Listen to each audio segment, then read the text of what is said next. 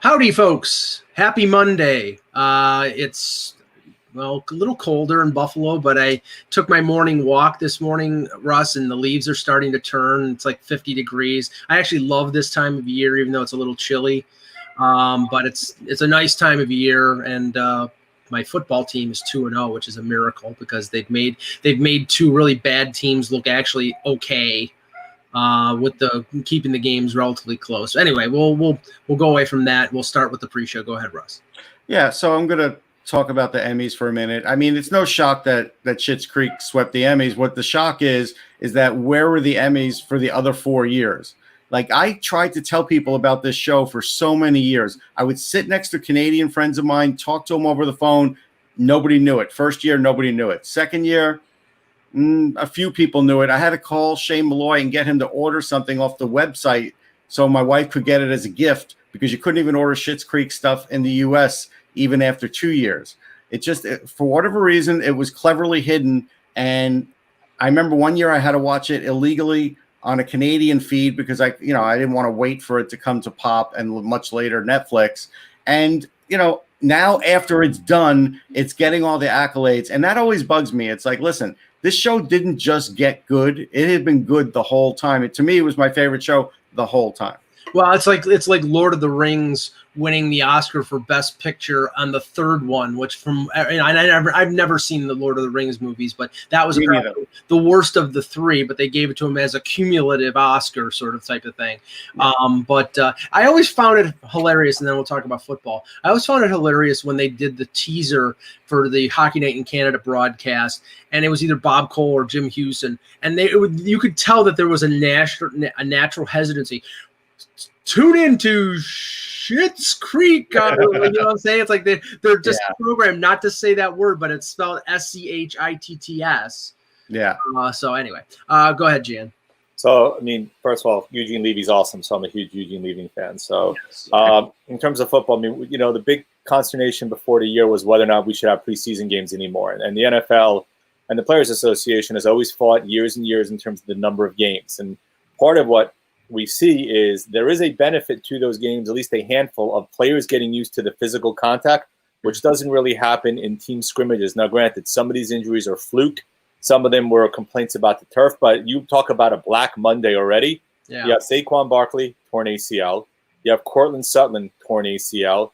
You have Christian McCaffrey out 4 to 6 weeks with a high ankle sprain, and that's just the initial kickoff in terms of the number of injuries. And the problem is guys aren't conditioned to getting or rolling with contact right now, and it's going to result in a lot more players being hurt and a lot longer absences in terms of guys who are star players. And this is something that, look, the NFL is a star-driven league.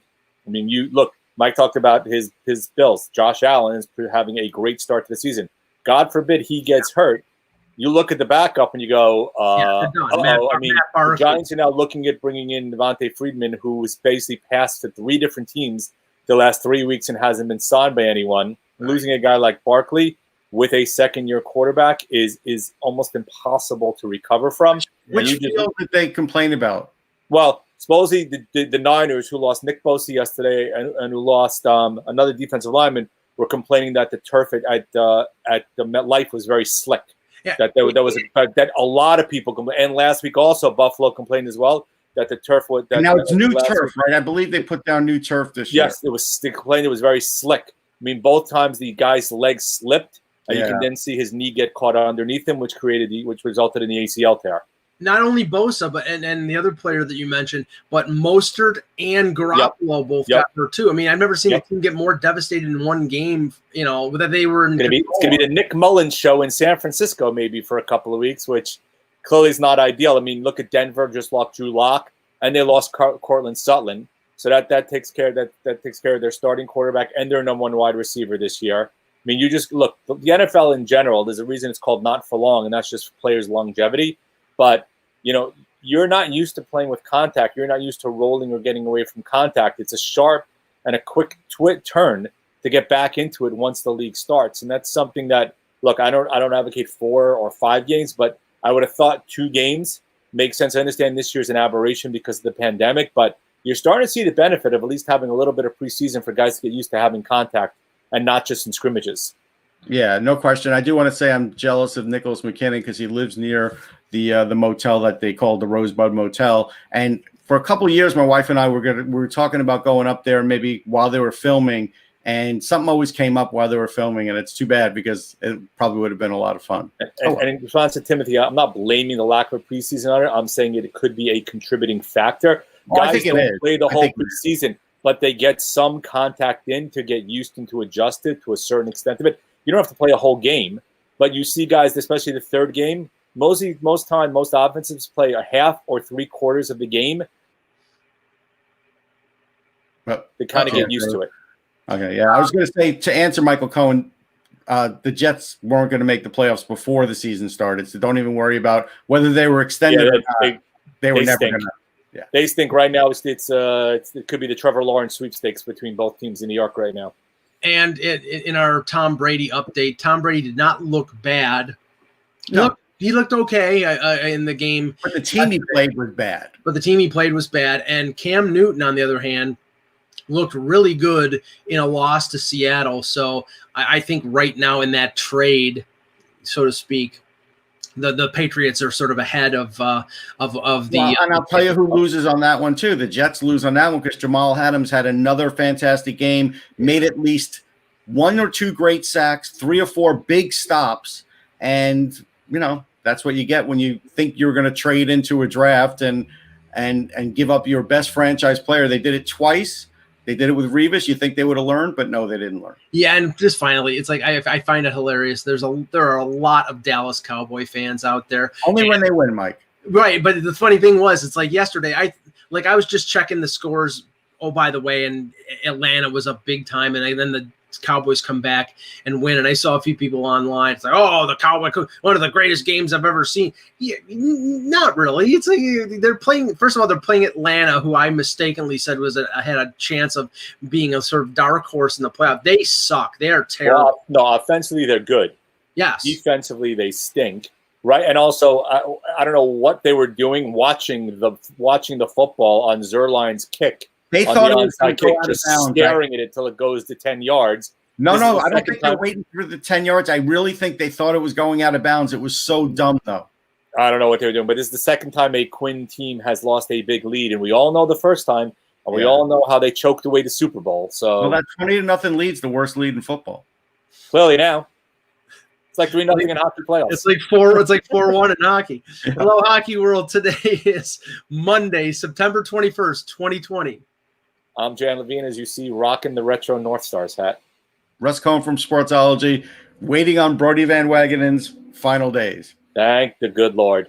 And I'm Michael Agello, and no, this is not an NFL podcast, and Andrew Perry. This is the Hockey Buzzcast here on HockeyBuzz.com, where we can cover other aspects of sports. Yes, we're diverse, we're multifaceted.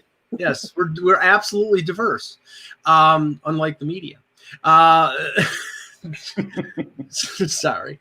Okay, we'll talk about Game 2 of the Stanley Cup Final. Ack will be joining us any minute, but let's talk about Game 1 that happened on Saturday night. It was pretty much a one-sided affair until the third period, where Dallas just seems to be able to go into a defensive shell and allow 45,000 shots on goal and not suffer for it. They win the game. I believe it was 4-1, right, Russ? 4-1 final. Yep.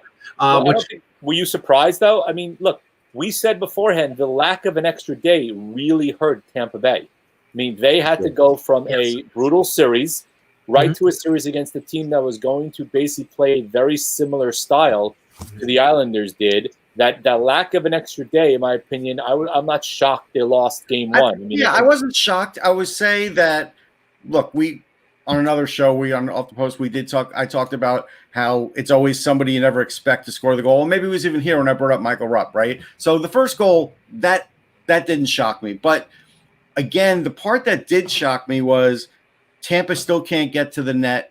Dallas has them completely sealed off in that regard. We'll see if that continues.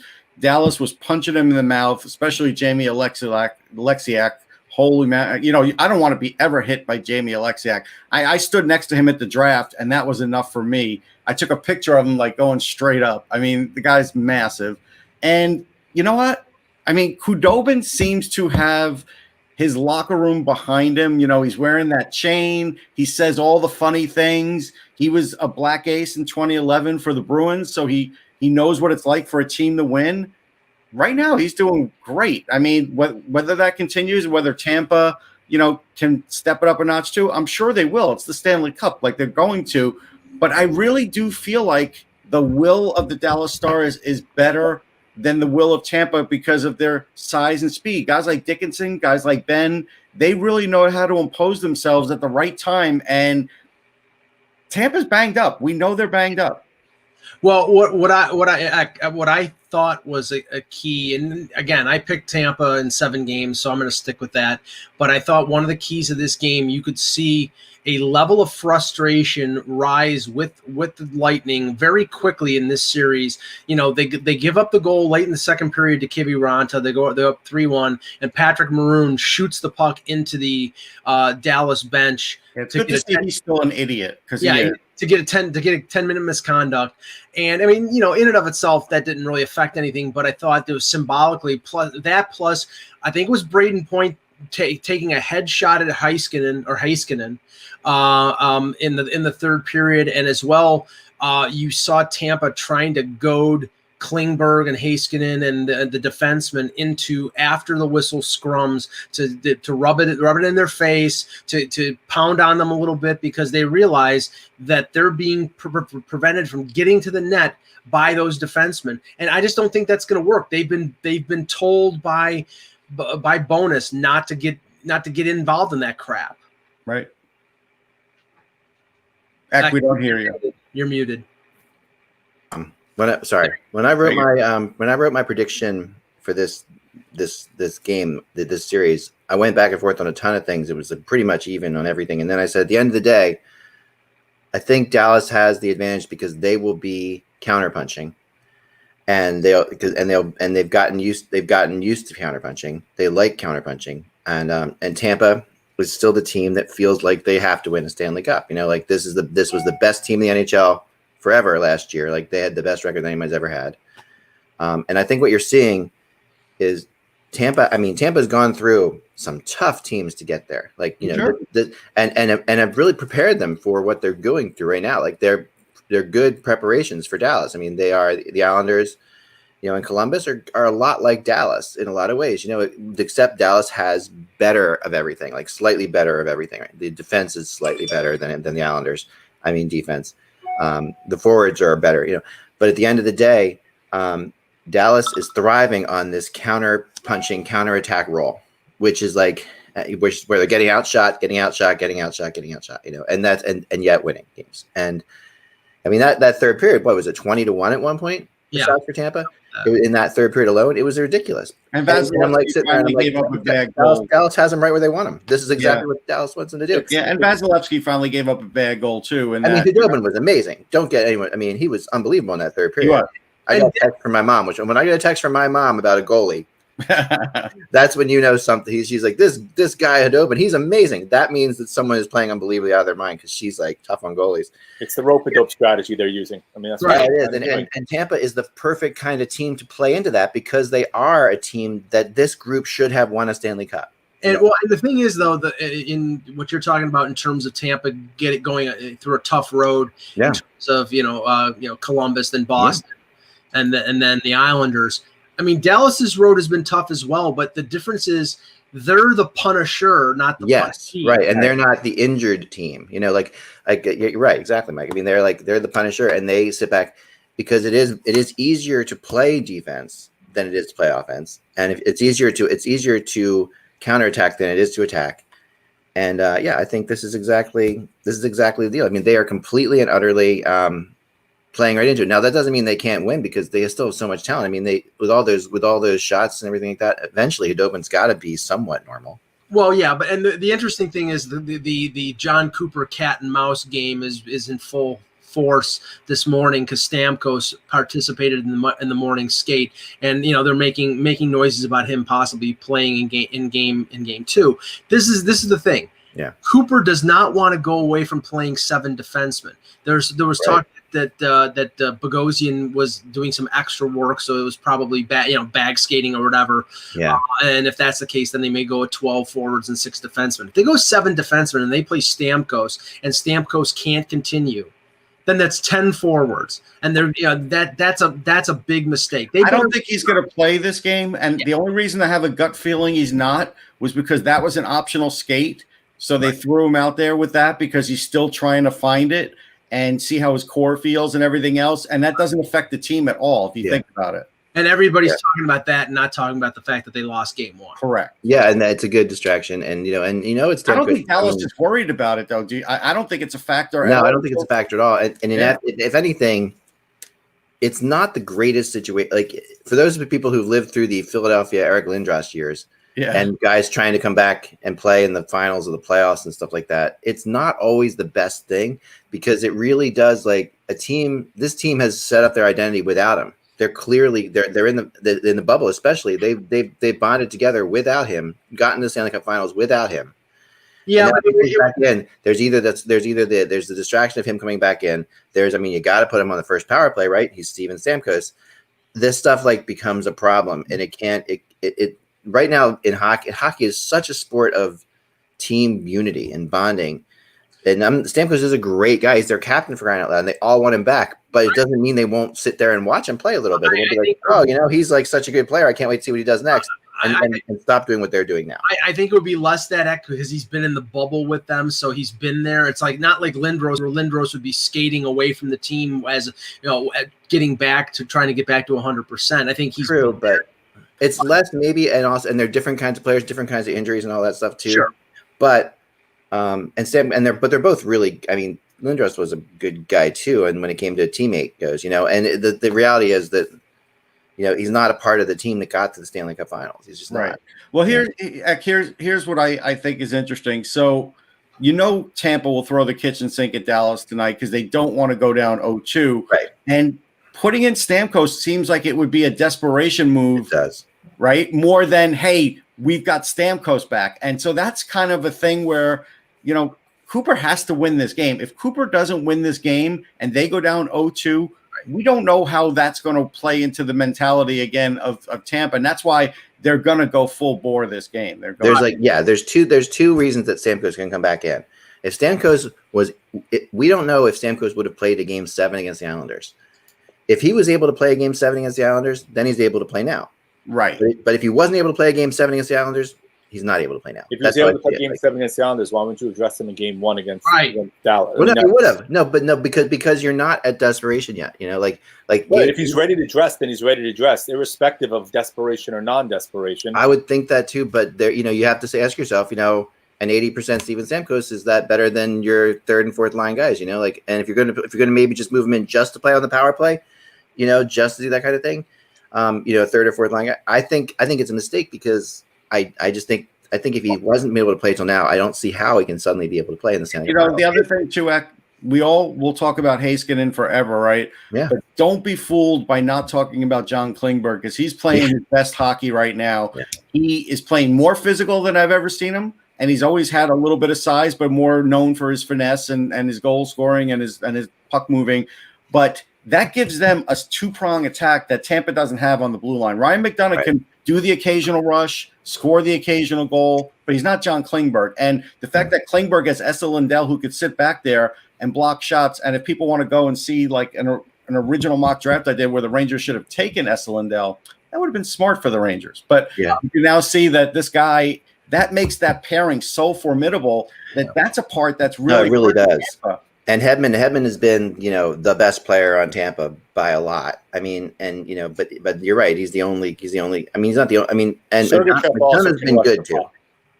You're forgetting about Sergachev, who's a pretty darn good defenseman. Oh, no, I agree with you. He's not at the level, but the goal is pretty good. In my opinion, Sergachev is. Look, I love McDonough, but right now, to me, Sergachev is much more of a weapon offensively than McDonough is. Right. So, I mean, Dallas just has a great balance, right? And Michael Cohen pointed out, look. They almost beat St. Louis last year, but that's with Bishop in net. And they've also bolstered their bottom 6 with the guys they've added. Perry, who hasn't been great, but he's eating up minutes. Sekera has been very good defensively for them. and you add in Lindell and Heiskanen and Klimberg, all of a sudden you look at that blue line. It's a pretty formidable blue line, and then they're getting just enough offense, right? Because Khudobin has played great between the pipes, enabling them to parry every thrust that somebody else throws at them, and that's kind of been their strategy. Good point. Almost the entire playoffs. They're willing to. They're in kind of that, crazy to sound. We talk football, that bend but don't break defense, right? We'll let you guys come at us, and we'll stop you. But at the moment we get a counterattack, we're going to capitalize, and all the effort you wasted is now for naught. You've expended a ton of energy, and you're going to look up at the scoreboard, and you're down a goal, and now you got to regroup and try to bolster your offense again to come back at us again, to make up for the fact that we've already just countered your attack and put a goal on the board. And we have to mention Joel Hanley's name just because what if he's John Drews? Like, you just don't know. Right. And one note, Rupe Hintz blocked a shot in the third period, skated off the ice on one skate. He was definitely hampered. The indications are he will play tonight. So, they need him in the lineup, especially with Fox out of the lineup. It doesn't sound like he's going to get back. At least he's unfit to play right now. They need Hintz, even if he's not 100%, to be out there.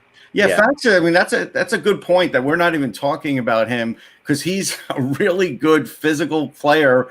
Good 200-foot player, not a great scorer, but he holds the puck and he can control the puck, and that's what he does. But we're not even talking about the fact they don't have him, and they don't seem to miss him. And they really don't have. One quick update on Hintz. Sorry, Sean Shapiro from The Athletic is saying that Hintz is supposed to dress tonight. So right. Okay. I mean, Seguin, there's no Stamkos, but there's really no Seguin either. I mean, he's like been virtually invisible. Yeah, his shot's completely off. Like, it's got to be a hand or wrist. But I did notice something. He was trying to go to the net more, did have a really good chance that way. He may still be able to get a few goals that way. I think he can still be a factor. And I also think Corey Perry, bringing the experience of the Stanley Cup run. He's bringing the mental game. He really is. That going through. And someone in the chat room said this series reminds a little of Anaheim and Ottawa, and I get that to a degree. There is something. And remember, Corey Perry is in that series, so it's like, I think that, he's bringing that. He also is definitely getting, he's going to get under the skin of Tampa as the series goes along. That's what he does, right? Remember, Pavelski was like 65% on draws, so that weighs heavy. But Point was 85%. If that number was right, they listed him at 85% on faceoffs. Yeah. Oh yeah. All right, so let's move on to rumors, because we have a lot. And we're also going to start now. We also have the awards thing later tonight too, but we can talk about that as well if we get to it. But I think really what's more important wherever he comes to our site to see, our podcast to see, is more rumor stuff. So let's talk about that, because so Pietrangelo obviously is the big story over the weekend. Yeah, he is. Now here's this. I talked to somebody, but the news out there, the word out there, and I kind of like Andy Strickland on this kind of stuff. He's kind of my go-to guy, because I do believe his connections with St. Louis are better than anyone's. With the exception of the fact that he does, work for the team now a little bit, so he has to be a little bit more careful. But he's pretty easy to read through the lines on. That's why I say, so Dreger came out and said that talks have broken off, that, that Pietrangelo has been told basically to expect to be a free agent and go, we're not gonna be able to bring you back for this. Right. Andy said the same thing essentially, but underlying was some of the more stuff that I was hearing, which was along the lines of talks are off for now, and that this is still a negotiation, and that this isn't we're not at the point yet where this is irreconcilable, that they did talk a lot, that they did make progress, and they did get places. But the fact is, the Blues really don't believe that Alex Pietrangelo can get what he wants to get from anybody out there. And at the end of the day, if he can't get what he wants to get from anybody out there, then he's going to come. He could come back to St. Louis. So I think that basically how it sort of ended is like, listen, we can't afford that. Right. If you can get that somewhere, go get it. If you can't get it, we're here. And I think that's where it's at. And what that number is that he can get is close to 10, I was told, like 9.5 to 10. It's not 10, but it's in the 9s. It's the comparable that's been out there. Where'd you hear that it wasn't? Jeremy Rutherford from The Athletic, who covers the Blues, said that the offer that Newport Sports, which is Don Meehan, is looking for for Pietrangelo is in the range of Roman Yossi's deal with Nashville, which is a little under 9.1. Depends on the years you're talking about, though. Right. And see that's the problem with what's going on with the Blues right now. Like we've been saying for months, they set themselves up to not be held hostage by Pietrangelo. They traded for Falk. They traded for Scandella. They signed them both. They have the 2020 Hobie Baker winner and Scott Perunovich waiting in the wings. If Pietrangelo decides he's going to go someplace else, they're fine. They want him back because he's a valuable player, and I think he wants to stay there. But he does want to stay there. From what Rutherford reported, and this is independent of what Drager reported, the Blues, the best offer that the Blues made to Pietrangelo was $7.7 million, and they said that they probably would go as far as $8 million. That's below Oliver Ekman-Larsson's contract. That's well below Yossi. So what they're doing is they're lowballing them. They're saying take a hometown discount. They're not offering any details on term or signing bonus or anything. And if Doug Armstrong's taking that tactic, he's gone because they want some. Ideally, Pietrangelo wants some security and some guarantee. I don't think he's taken 5 years from St. Louis. I think he's going to want 7 or 8 years. You know, in the old days when cap used to go up every year, and you can count on that. That's great that you could eat the last 2 years of a deal and not worry about it. I don't want to eat the last 2 years of this deal, and I have a feeling if you're taking 7. Somebody's going to be fighting hard on those last 2 years, whether it's the Leafs or someone else. And that's why at like 9 something for 7, I would be out. I wouldn't do more than 5. I just couldn't do it because I don't know when the cap's going up again. Are you spending 11% of your cap space on him right now, though? That $9 million is 11% of your cap space. That's a healthy percentage. I would for 5 years. Yeah, it's about the years. It is. Yeah, but it's years and dollars, though. That's. I mean, again, look, the dollars are there. Could make it work. They're obviously going to have to move some assets to make it work. And look, if Falk can be a reasonable facsimile of Pietrangelo, then you understand why they gave him the extension. Because if not, then we talked about it last year, as we thought they overpaid giving Falk that kind of an extension at that time, especially given the usage he had this year compared to what he was used like in Carolina. Yeah, it's not just the AAV according to all the reports out there. It's the term.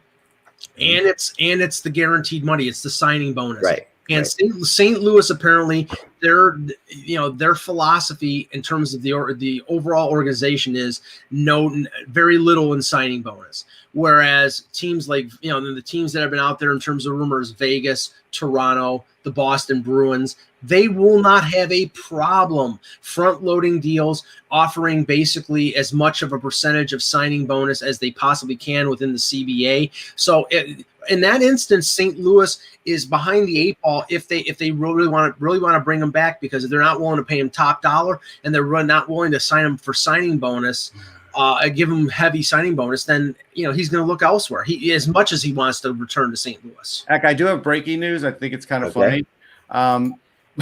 I saw a tweet where there's a guy posting saying Josh Hosang has not signed a contract for 2021. Yeah.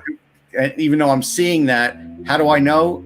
I'm the source. I'm the agent, and it's true. I don't even know him. Like a lot of people know the agent, and I just had to get a laugh on that. No, it's absolutely true. It's like there's a lot of people are wondering where the heck that's going. I mean, there's a lot of stuff out there now that we're in the beware of false prophet season. So it's and this year. I mean, now with all of the RFAs, which is what I want to talk about next, and possibly offer sheets that are being thrown around out there. It's like the rumor chart's gonna be up to 100 players before I can think, and that's like ridiculous. Usually it's in the 30s. So it's like I am really like.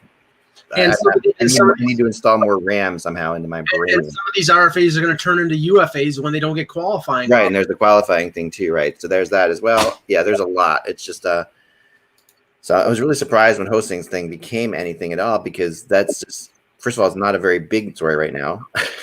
Because he's just not he's an interesting player, and he's always seems to be a newsworthy player, but he hasn't proven to be anything in the NHL. So there's a lot of players who have been. Let's talk about those players for a second with RFAs and offer sheets.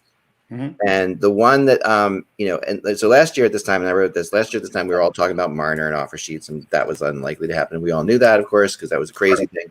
And we had a rising cap, and everything was happy, and no one was wearing masks on their faces, and everything was very different. But now of course he's the Marner of this year, and everyone's talking about Barzal. And I think that the reality is that, from what I understand, Lou isn't really concerned about Barzal being given an offer sheet. Talking to people in that organization, the thought is, any offer sheet that Barzal would want for the amount of money he's going to get, we'll take those picks, honestly. And I hate to say that, but I got the impression that he's a hard player to lose. But man, you're going to be talking about 3 or 4 picks, 3 or 4 top picks. That's a lot to give up for Barzal in a trade if you were to trade him. I mean, he's not Mitch Marner yet. He's not at that level. He's just below that level. But the one that Lou is worried about is Ryan Pulock. That's the one he thinks I think could be offer sheeted more than anybody else. And that does, he was a big factor this year, and that is the kind of player, like we were talking about with Kevin on Friday, that could be offer sheeted. Ryan Pulock is he brings a lot to the table and proved himself to be a very valuable player in the bubble. Yeah, the only thing I'll say about it is, like, even though we were talking like you might have to go crazy money on Barzal for 10.5, something like that, you're more likely to see that return quickly with him, where with Pulock you're starting to see it. But if you have to do a stupid number like 7 for Pulock to get him signed, you may have just made a big mistake because you're going to not know for a couple of years. That's the difference, though. Yeah. I mean, okay. Here's the compensation for a salary of between 4.3 and 6.5 million. It's a first and a third. For 6.5 to 8.7, it's a 1, a 2, and a 3. Yeah, so it'll be 6.5 for Pulock. Right. And honestly, I don't think there's a team out there that's going to give up a 1, a 2, and a 3 for. I like Ryan Pulock. He's got a big shot. He's a really good defender. No, nobody's going to give a 1, 2, and 3. With the draft capital the way it is, nobody's giving up a 1, a 2, and a 3 for Ryan Pulock. Now, I do think that there are teams out there, especially teams loaded with draft picks, Montreal, Ottawa. I mean, if Ottawa wanted to spend on a guy and they wanted to get Barzal, they could give up a 1, 2, 3 easy. Right. Now, I don't think they will, because Eugene Melnick's not interested in spending any money right now. But I do think that Montreal could 12 draft picks this year, they could afford to give up a first, a second, and a third for Barzal, or even 2 firsts, because they've got all these draft picks. So that's this is the whole thing about this whole thing is that it is set up basically that for unless you're looking at superstar players or role players, these things don't make a whole lot of sense, right? So it's like the reality is that superstar players, okay, you'll take an Austin Matthews for as many first round picks as you want. Sure. Go ahead, take 3 first round picks off my hands. Or Pulock, who's like, okay, he's like a good 1, 2, 3, 4. He's a good top 4. He's a 2 or a 3. Let's call him a top 4 defenseman, right? Yeah, so he's in that range. And that's worth a first round draft pick maybe, and a couple and something else. But beyond that, you're not talking about 2 or 3 first round draft picks. No, So that's where this thing gets complicated. He's, I think, Lou is going to be aggressive, and Lou also. The other thing that people remember, he doesn't mind the offer sheet thing at all. He understands it's part of the whole game. He understands it's part of it. So he's going to sit there and because he's tried, like Lou's tried to make offer sheets himself. Sure.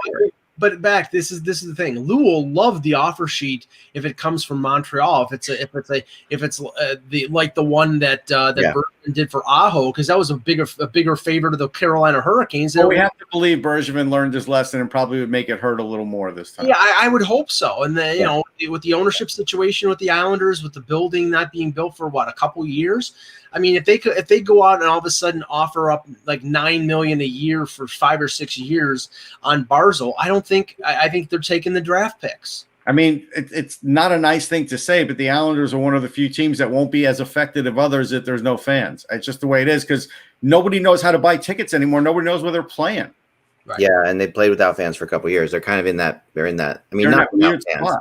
I mean, they. That's a little. I mean.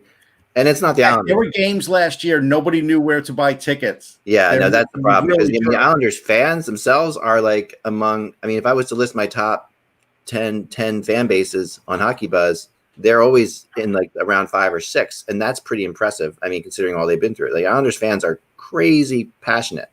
So No, but they were very low last year. They were low, but I mean, traffic wise, they were still there for me. And it's weird that they just always are. Online, yes, they have a rabid online presence. They do, and that means in person. They need to be served right, to me. Yeah, they were 30th in person. So in person, because they're frustrated. I mean, they're smart and they understand what's going on, and they're sick of the way it was being played. But I think once they get into a building and settle down for a while, they'll have no problem. Just to show you how bad things are, Ottawa was 31st, a Canadian market. Yeah, nobody cares. I know, but nobody wants. That's killing the NHL right now. Ottawa's been that way for a while now, and that's led to speculation about Ottawa moving to Montreal and moving to Quebec. I mean, and the reality is, I think, I do think we need a team in Quebec. I think one of the things that separates the NHL from other major sports teams is having teams in places like Quebec. Like Quebec is an interesting place to have a team. Yep. And that no other, football, baseball, basketball, no one's going to put a team in Quebec. So but NHL does it, and suddenly have like a really strong team and a rival and to big teams and a team everyone wants to play against. I mean, the Nordiques were a very successful thing, and they will be again. They will be again. They have no question about that. I mean, way more successful than the Jets were originally. I mean, the Jets, came back and weren't nearly. I mean, they weren't nearly the thing that the Nordiques were the first time around. So, right. And the NHL's promised to go back to have a team, and who knows now with the way the world's going. So it could be a little bit longer. I think these things. I don't know if it's going to be longer. I think it could be sooner. I think if it's going to. Here's my thing. The NHL has promised Quebec a team forever. Quebec basically told Quebec, according to my sources, and I think other people said this too, they basically said to Quebec, when you want a team, we'll get you a team. But they've said it that way very specifically, which means to me that we're talking about an existing Florida or Ottawa. I've always thought about those two teams as being the two. No, I think right now, if I was going to have to take a horse in this race, I would take Houston getting the first team from Arizona. Yeah, I mean, that's possible too. Because that building's ready, that owner's ready, he's loaded with money, and Arizona's not. Yeah, it's going to be the NHL's in a real spot there. We talked about this before. The NHL put a lot of work. And they replace TV markets like that. That's actually a leg up on the TV market too. Yeah, and that was just crazy because I mean that's why they're there. I mean, Arizona's TV market is roughly the same size as Philadelphia's TV market. Right, but Houston has even a better TV market. It's even slightly larger, yeah. Other than stubbornness at this point. And I know there would be fans that would be upset and some media members. Other than that, I can't think of another reason why it's not going to happen. Houston's fourth or fifth in the U.S. in terms of a TV market. Yeah. I mean, the other reason it's not going to happen is the NHL has it's become a pet project for the NHL. Well, and to the point where but at some point they have to let there's going to be a point where they won't be able to afford to do that either. Yeah, because we're like 10 years now from that, 10 years from when they really fought to keep that team there. When, Boss Silly was around and all that stuff. Yeah. They were the good old days. When I was watching, the good old days when I was watching Court TV online. Oh, remember that? Judge Redfield T. Baum. Remember the people coming up to this thing and talking? Yes. That was like crazy, It feels like the early internet days, It's like people would walk up and they would be like, "Is this on?" Yeah. I'd be like, I want a basketball team, a hockey team. Oh, that's all right. I'm out of here. There was actually things like that. I remember one guy literally coming up and saying, "I think the basketball team should stay." Speaking of Arizona, the news came out today about Yarmulson using his no move, basically saying, "I'm not going anywhere." Yeah, and we know. See, this is the issue. This is going to be a problem for Bill Armstrong, who's taking over as GM in Arizona. He's clearly under orders to shave payroll, and Yarmulson would be one guy because he has a year left on his contract that wouldn't hurt them that much. They've got a young defenseman, Soderstrom, that they can insert into the lineup. So I will bet, Russ, that they're going to move on either to Demers or Goligoski, who I don't even know if those guys have no move clauses. But I don't think they're gonna move one of those guys who has 1 year left because I don't think they can get the return that they think for all. They can actually play, and Yarmulson's barely a player, and he probably likes it there. Probably has his kid enrolled in school there. Yeah. And he's just not going to go, but he is screwing them. Because he would be the logical choice to help out that team in a tough time, and just not going to happen. Yeah, Goligoski. He's not now. He said not now. Goligoski, right? Which means maybe if you trade at the deadline, or if you trade me to Florida, like trade me to someplace that I want to go to, then yeah, sure. But Goligoski is a modified no trade. and Demers has no trade protection. So well, I'm answering Vepsis. Yeah, I think part of this is having his kid in school and maybe during the pandemic, and that's why I brought that up. Yes, I do think that falls into this. I just never hold this against players. I mean, this is what they negotiate for. It's like, and you could say they're screwing, and they're not. I mean, look, he's not screwing them. He is, but he's also doing his right. So I'm not mad at him. 100% within his rights. He is screwing their payroll right now. You can't say he isn't. I mean, no, but I think it has to be acknowledged. I mean, that's. I don't have a problem with Yarmulson doing what he's doing because Arizona agreed to that deal. They made the playoffs last year. Maybe they're going through some sort of restructuring, but there is a chance there to win. Somebody brought up Sundin in the chat room, and we have to go there, please. But there's an example of the no move clause being used to the detriment of a team, because at that point the Leafs were a bunch of losers and they weren't going to make the playoffs, and they wanted to start rebuilding, and Sundin blocked the no move clause, and then the next year went to the Canucks. I know. Can we just get Sundin on the show and hash this out so we never have to talk about it again? Can we just do that? Focus in on Mike and Sundin at the same time on the camera. Let him say his piece. Let Sundin say his piece about Mike, and then move on. I owe part of my career to Matt Sundin not doing that, so I'm good with that. Sundin doesn't even know who the hell I am, and yes, he does, and he does know who you are, by the way. And I owe a lot of my career to Matt Sundin in the early days. Keeping his name out in the rumors charts by not waiving his no trade. Hey, I loved interviewing Matt Sundin. That's the only thing I'll say. He was a gentleman. He was always like.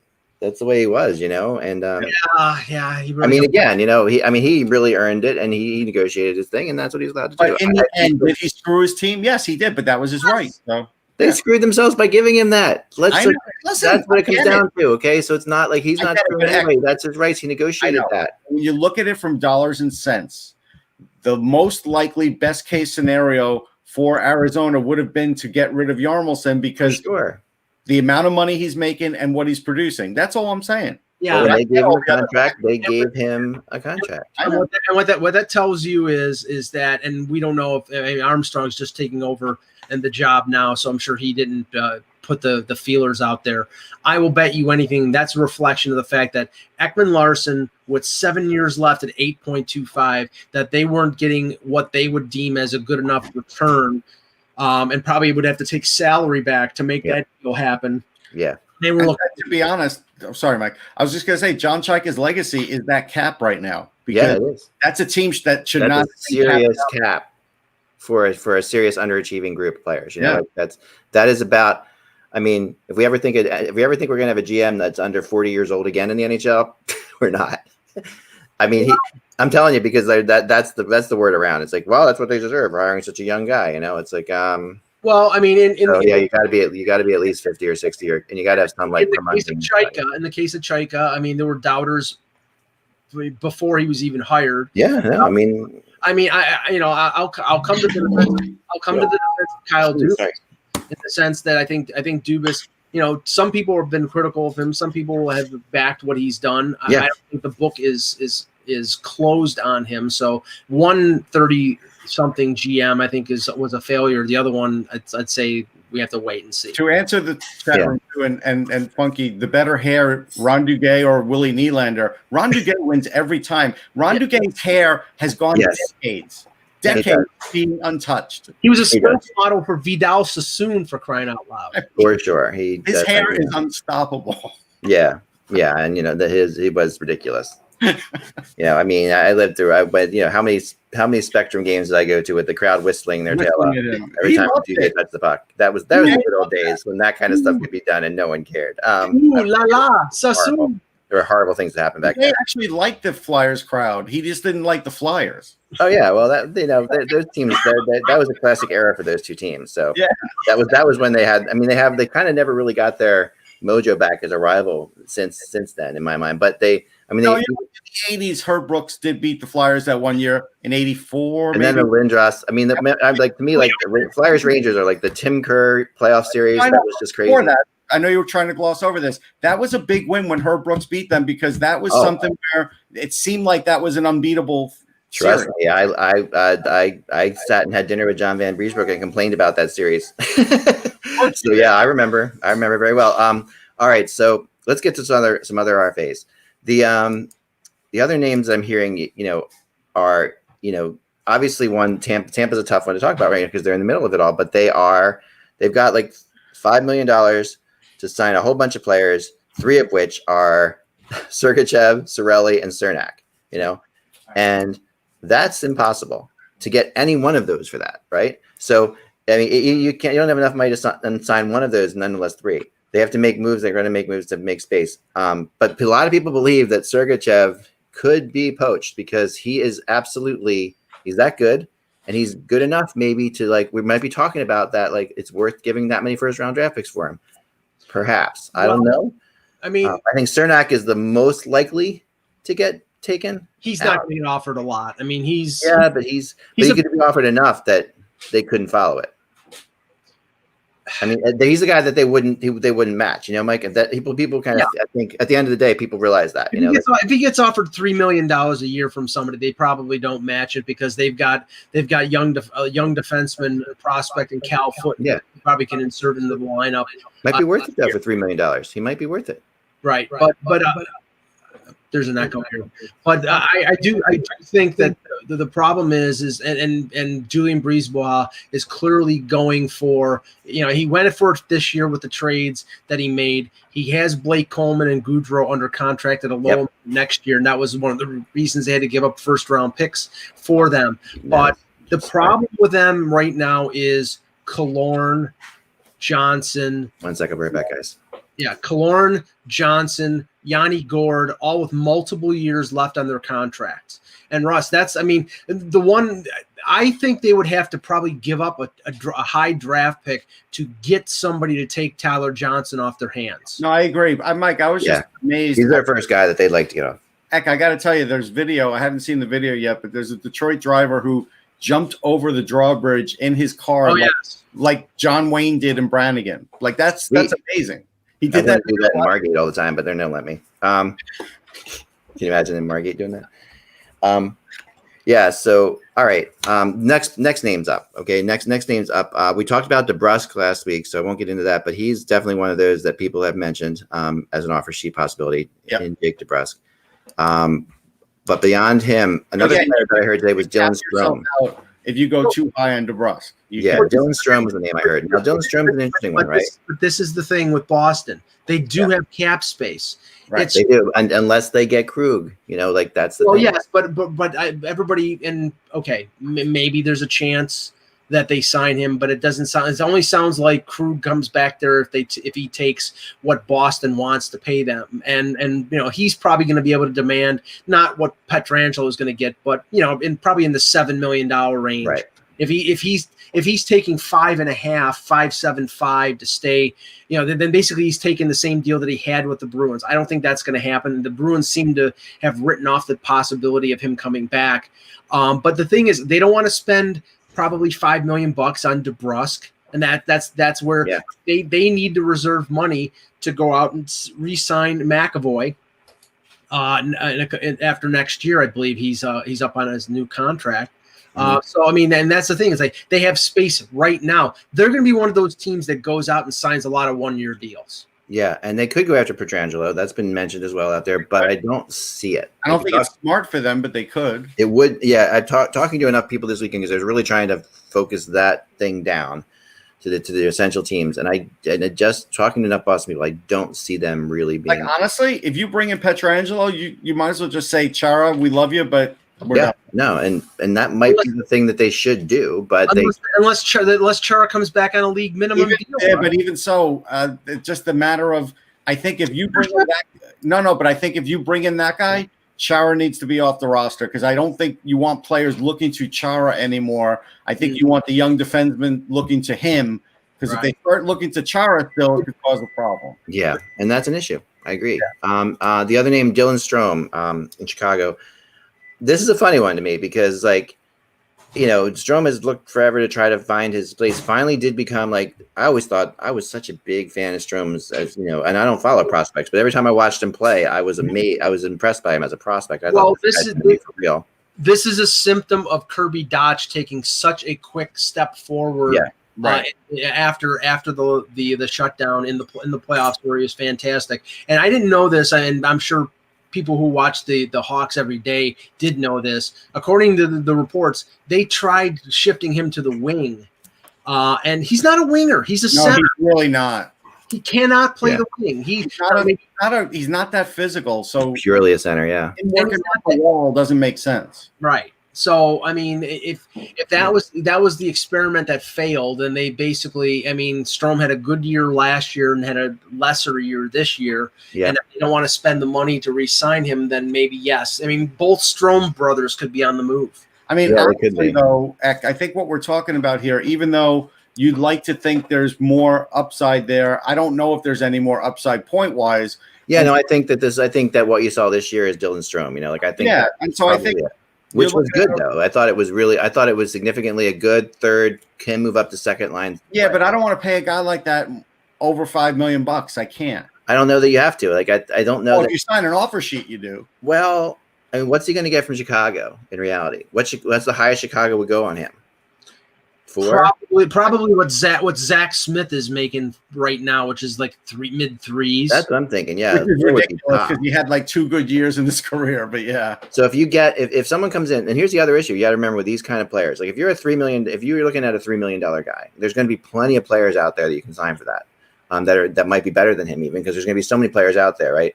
So you have to say to yourself, it's not just that we're losing him; we're getting something from the compensation. So maybe, maybe we'd rather have somebody sign him for 3.5 than us, because we can take that 3.5 and spend it elsewhere and get the compensation we get from it. So, now the last thing I wanted to touch on is this one, and because this is a big one, and I wrote this on Saturday, I think it was, and that is Calgary going full in on Jacob Markstrom, which I am 100% convinced is true. Like that, I think this is going to be the fun story of this whole thing, because to me, this is the best. This has so many great subplots to it. Like, well, those organizations hate each other. They hate each other, right? So Calgary, and the source I should read the exact quote I wrote in my blog, but the quote was great that the guy gave me. I'll read it to you guys. It was just like, so Calgary's sitting there and they're like, by the way, if we don't get him, that's fine. Because we'll drive up the price for them. Right.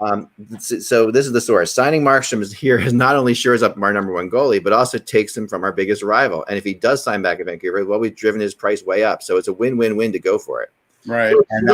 Which might be behind like the Pietrangelo stuff with Boston, because it would make it more costly for Toronto. But there is a limit. Calgary could outbid themselves, because there is a backup plan in Vancouver. It's not like they have to sign Markstrom. Right. But at the end of the day, you get Markstrom. So that, and how high you have to go. The question is how much would you pay Markstrom? If Calgary really thinks he is a top goalie, they're going to have to pay him $6.5-7 million. Right. You're going to get him. It's going to be less than Bob. I wouldn't pay him any more than 6. Right. But at 6, what happens? At that point, what happens to, Are you playing bongos while you're... there's a Bluetooth speaker on my desk. Oh, and that one of my kids left here, and I have no idea why. Yeah, that's annoying when you hit it, and it's randomly turning itself on and off.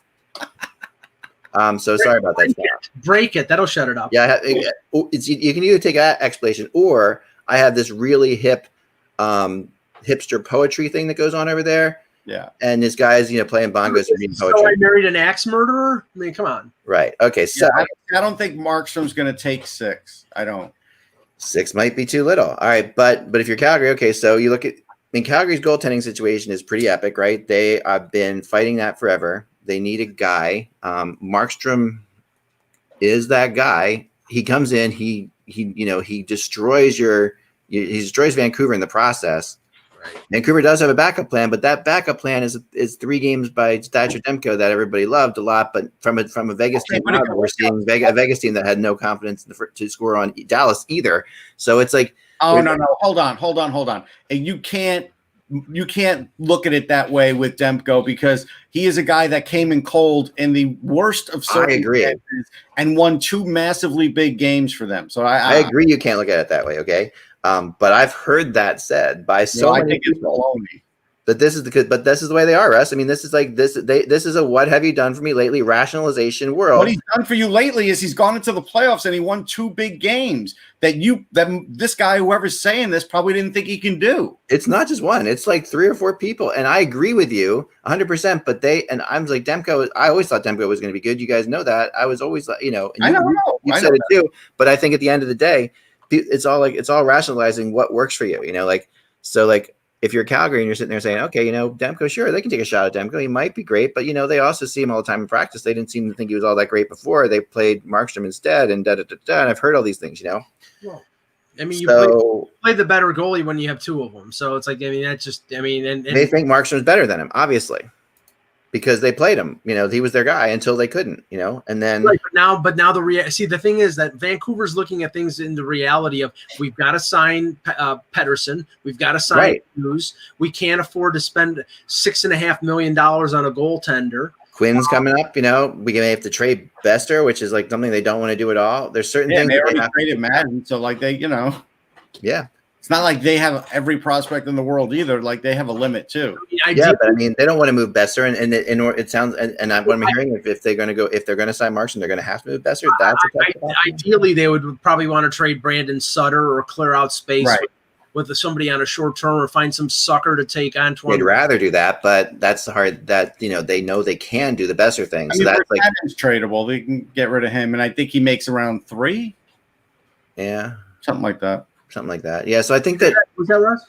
Vertanen, what's he making? Vertanen, yeah. Vertanen's an RFA. He was making less than 2. But less than 2. Is he tradable? I mean, I don't even know if he's tradable. I mean, if they signed him, he would make more than 3 now. That's for sure. He's been such enigma with them. He's been. Yeah, but I still think there's some teams that probably feel like No, you're right. There might be teams out there that think that he's gotten the raw deal there. I think Vancouver's got more dead money in terms of players on their. I mean, Brandon Sutter at least played well at the end of the season, but Erickson at $6 million. Yeah. Brandon Sutter 4.375. Michael Furland is probably going on LTIR because of concussions. Yeah, that was a horrible contract from the start. We all knew it. Ben Barchi got sent down to Utica last year, making 3. Yeah.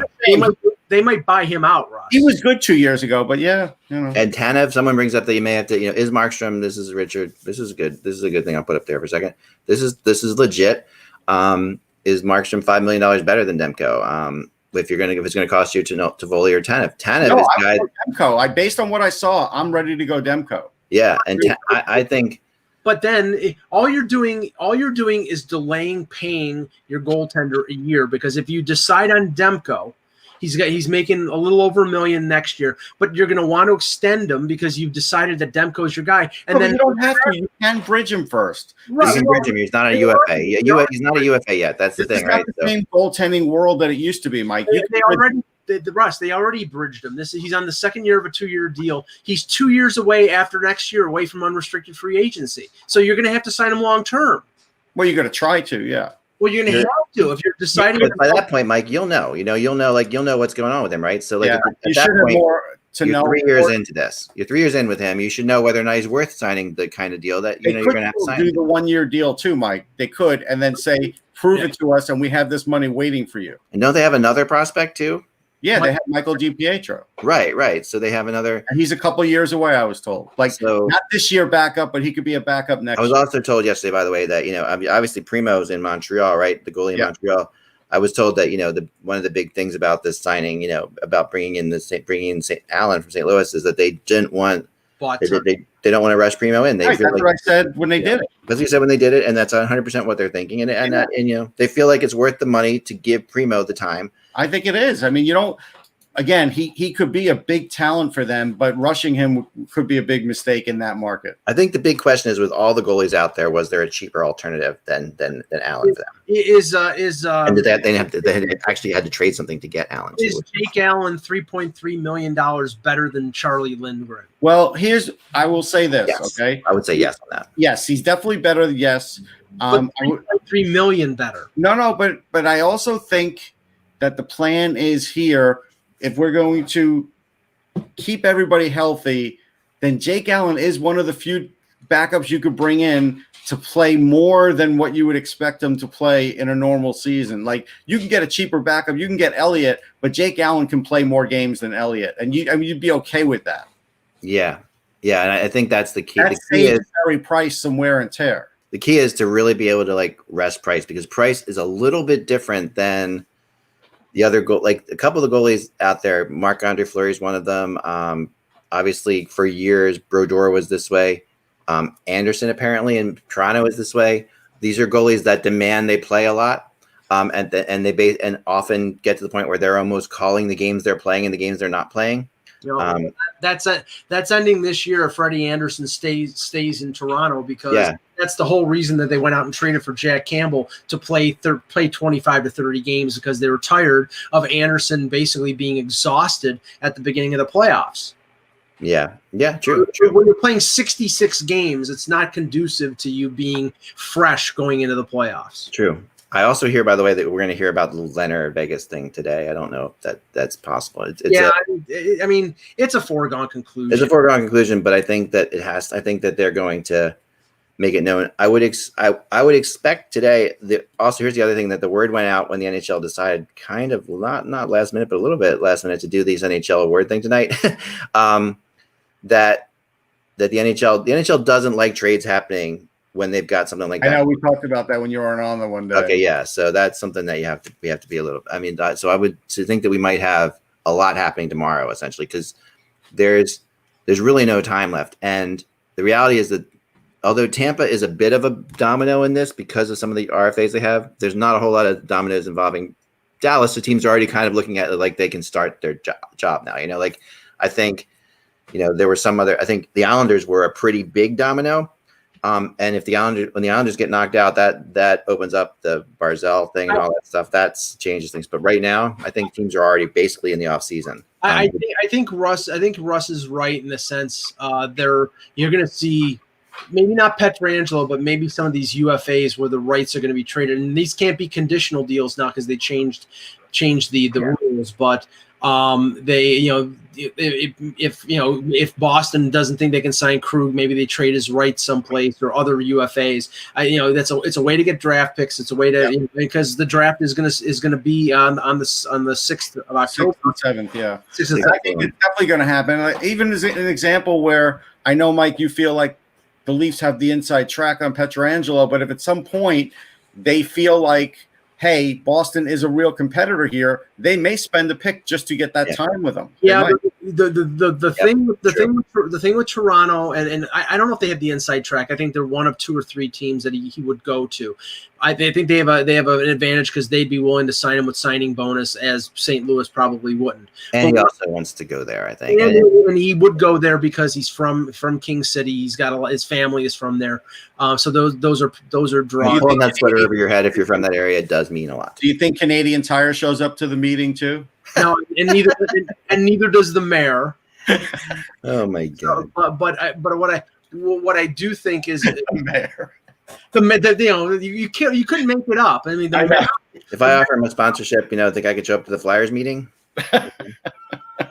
But what I do think that Toronto would have an advantage in the sense of the whole signing bonus scenario. Yeah. What I've been talking about, and it's been brought up over the weekend. Obviously, if Vegas signs him or if Toronto signs him, a corresponding move is going to have to be made. Meaning, the Leafs can go, or any team can go 10% over the cap. Right. But then when you put yourself in that position where you've signed Pietrangelo and now you're 10% over the cap, you won't be able to get the value for the player that you probably have to move to clear the space. So I think they're going to wait until October 9th, and they're going to talk to teams about either Andreas Janssen or Nylander about a deal for them, and then only pull the trigger on that deal if they sign Pietrangelo. They won't make that move beforehand, because what if he decides to go but back? That puts you in a position of weakness, Mike, by doing that. Once you've signed Pietrangelo, right, that's what I'm saying. You have to trade Nylander. What I'm saying is they're going to say the Leafs are talking to New Jersey about Nylander. Right. Hey, Anna. Say they're talking to New Jersey about Nylander. Yeah. Dubas talks to Tom Fitzgerald, says, okay, we have a deal in place. If I make this signing, we'll do the deal. He's not going to announce that deal until he signs Pietrangelo. He's not going to make that deal before he signs Pietrangelo because he's not going to get as much and obviously New Jersey's not going to say anything because they want the player. So, I think they can play that type of game where they make a deal conditional, like holding it in abeyance until they make the signing, and then the deal happens. This will probably be one of those years where Bettman holds a few trades for the draft. I could see I think you're gonna. First of all, remember normally what happens is the draft happens, and then you've got like a week before the UFA period happens. I'm 3 days. I'm a little surprised that they did that because and I think they did that partially in trying to like boost up. This is my conspiracy theory: boost up the trades that happened during the draft, like to make the draft a little more interesting. Because this is definitely going to force that. There's no way that you can that we're going to see a very, very busy before the draft and at the draft trade market because we are 3 days away from UFA. And in order for UFAs to be signed, now Vespis writes something, and this is really interesting. I want to put this up here. Vespis is over in Finland. We appreciate one of our great people from Finland. And he read this in over there about Line A and the Islanders and Koivu and the Oilers. I want to say that I did spend a lot of time looking at Line A and the Islanders this weekend, and I didn't know it was being reported over in Finland. But it's also out there among, and I just texted somebody if I could write about it because and I appreciate it, Vestas, because you maybe helped me do this because it's kind of source that says, you can write about this if it's out there someplace else type thing. So yeah, Line A of the Islanders is definitely there's Lou loves him, absolutely loves Patrick Line. Well, you would think it would be like a situation where Barzal would be gone. No, Kulak. They don't need another high price forward. Right. They need defenseman. Yeah. It would be Kulak. It would be something more. It would be something more than that, but it would be Kulak. It would be Kulak at something for Line A if that was. Well, no, Kulak is right. No, what I meant is this. None of this happens financially. I don't think for the Islanders unless Barzal's gone. Like I don't think they can afford to pay Line A without pay Barzal. Line A's under contract for 1 more year, so they could because there's cost certainty there. They don't know how for much 1 year, but you got to sign Barzal now. So the issue is like. What I was told is if Barzal's going to 8 or 9 million, they can't do Line A, and that's I can tell you right now there is no way Chevy is making a deal without knowing the number for Barzal and having. No, he's not going to trade. You're missing my point. No Sorry. way. Barzal's not this. Take Barzal out of the trade. They're attached together, okay, but not because of the trade. They're Barzal's. This is with Barzal signing with the Islanders or Barzal signing someplace else. If Barzal signs someplace else, not Winnipeg. Then the Islanders can make a trade with maybe Kulak, maybe whoever to get Line A. That's what I'm trying to say here. Line A's not Barzal's not going to Winnipeg. I still don't think Winnipeg's going to trade Line A. I think this is just rumor. But the Mikko Koivu thing, look, I mean, he's not going to kill Edmonton, but again, it's sort of like having Stastny on your team. I mean, he's slow. He's going to win some faceoffs. He's smart. But in this day and age, I don't know if that's what the Edmonton Oilers need. The Edmonton Oilers need like a guy like Koivu from like 5 years ago, but a guy who's also won the Stanley Cup, not a guy like Koivu who hasn't. I actually put more stock into what you reported, Ak, about Koivu in Montreal because he's Finnish royalty, and they really think that he would be a great Kotkaniemi, great player to have around for him. Yeah, I think for that it's great. Edmonton needs actual winners, like guys who have won the cup. Guys who have a little bit more tread in the tire than Koivu. The Canadian fans, went nuts when I wrote that, and they know that too. The Canadian fans would, there's a whole lot of sentimentality around Koivu, around Saku in Montreal. Obviously, he's one of their most loved players. But yet, Edmonton is talking about not qualifying a Finneceu because how much the qualifying offer is. That shows you the dedication of the Edmonton Oilers right now. Well, it also shows you a lot about Finneceu. I mean, the mistake that they made in that trade, and the shocking mistake they made in that trade because Holland knew him. And we had Kevin on this show saying, I think he was on the show, or maybe he said it to me personally, or something like that. Where he asked him about it. We'll never get. He told me flat out that Holland's not going to trade for Finneceu. He knows what he's all about. I mean, that's like.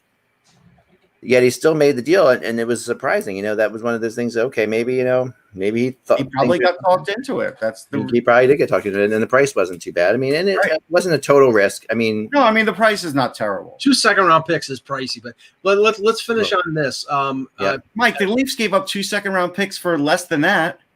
I know, and I was a critic of both of those trades. Yes. Jerk. You don't trade 6th-round picks if you're elite, right? No, not for Brian Boyle and Thomas Buchanan's. Nope. But that was because he had to quell the egomaniac known as Mike Babcock. Well, that GM was an idiot, and he moved on to other places. Yeah.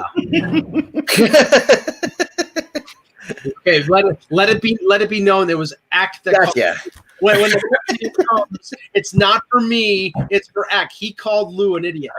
No, but okay. No, I that's what those trades were terrible. You said, and that's why Lou Lamoriello couldn't get a job anywhere in the NHL now. Did you read my lips? What I was saying was he did it because he had to quash the egomaniac known as Mike Babcock because he kept complaining about not having a 4th-line center. So he had to waste 2 second-round picks. One that turned out to be Volkov, who's going to be a good NHL player. Yeah. For 2 over-the-hill centers. You don't know that Toronto would have been smart enough to draft Volkov. All right. Let me just finish this and get this in before we end the show. Yes. Bettman in his comments on Saturday about next season continued to stress 82 games, but then of course comes out and says basically in the same breath, well, we don't know when things are starting because of the second wave.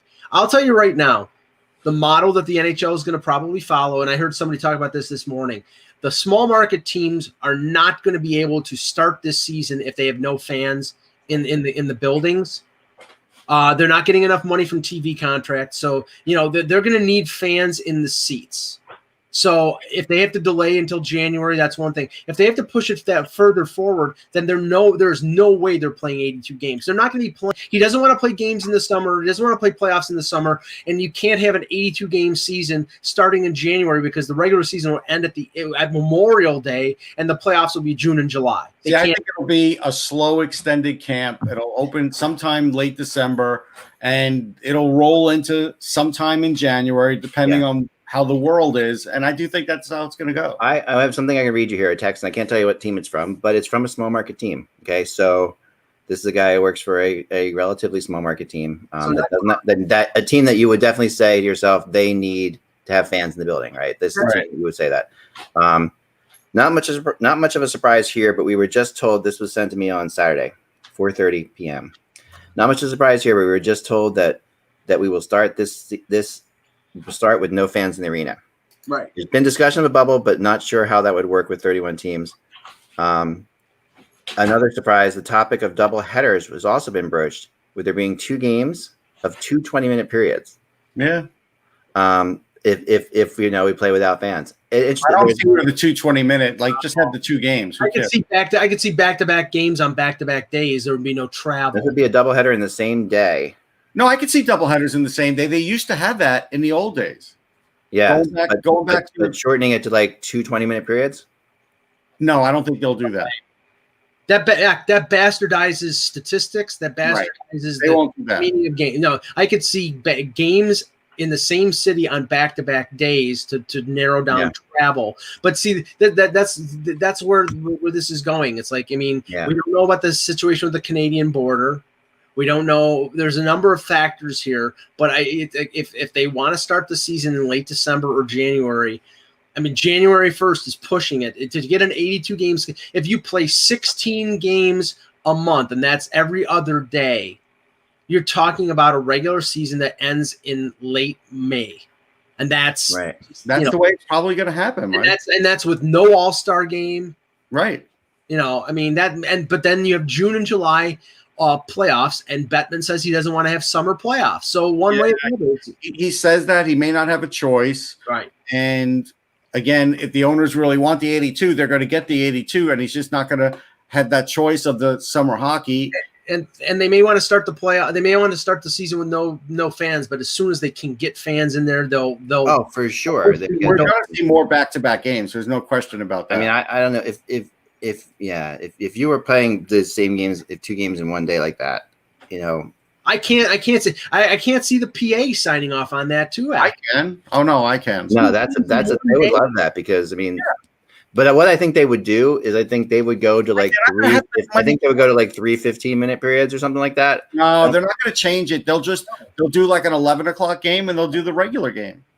They'll have to expand the rosters then. Maybe. I don't know. I do think a doubleheader in the same. I mean, there's a real worry, a couple worries that that if they don't start in December, which is still a possibility, I was told, and I think that's still possible that they won't be able to get in everything they want to get into, and then someone brought in the chat room, and it's a very good point as well that the Olympics are next summer, and you want to be careful, right? NBC's not going to want them to run into that, so right. If they can. I'll say this, Ek, I don't want to get too far into it, but I did just see it on the map in the United States. 28 states are in the orange, so I don't think they could start in December if 28 states are in the orange. Yeah, and there are some states that that you're right. That's correct. But also, you've got the model now of Major League Baseball and the NFL, who have had no cases in the last month. That was when numbers were going down. Numbers are starting to go back up. I know, but you're still not seeing cases in cities in the MLB, like down in Florida and stuff like that. Not yet. I mean, I think the reality is, if the players are smart enough and things are handled, I mean, these guys have enough money to be able to do this without. Yeah, but it's not the players that you worry about. It's all the other people coming to the building. It's not even people coming to the building. It's people coming to the house. Who's cleaning their house? Who's delivering their I mean, at this point in time, like we're all, no one's paying people to clean their house right now because I can't say that, Ek. You can't. Well, no, I mean, I don't. We fired all of our staff last year, and I'm just kidding. We don't have people coming in here, but I'm just saying that the reality is that a lot of people are afraid. Still hired right here.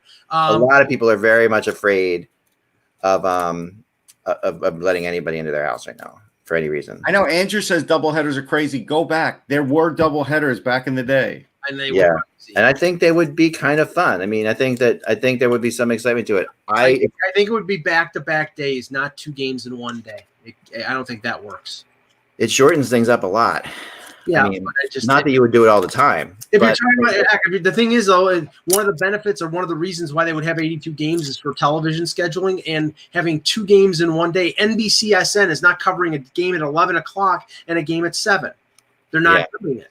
So you lose the benefit of having games as a product for these teams. If you have games on Saturday and Sunday, okay, fine. Then one game is on Hockey Night in Canada. The next game is on NBCSN. But that's already happening. That's not like a big – that doesn't change anything. If you're talking about something to shorten the season, it cuts down on travel costs. Right. If you're keeping a team in the same place, I get what you're saying. But and I don't mind that at all. And I think that would be a lot of fun, actually.